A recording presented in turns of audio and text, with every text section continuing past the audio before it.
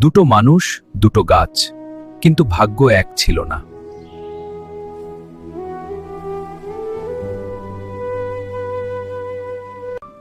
দাদি প্রতিদিন যত্ন নিত, বৃষ্টি হোক বা রোদ।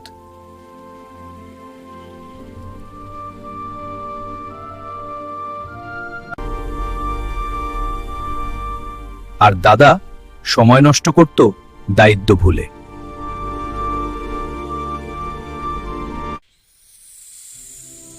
কিছুদিন পর পরিশ্রম ফল দিল।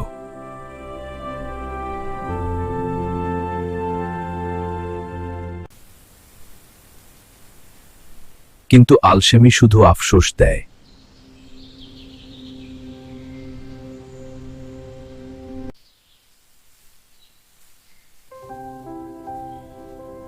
ভাগ্য কাউকে ঠকায় না, মানুষ নিজেই নিজেকে ঠকায়।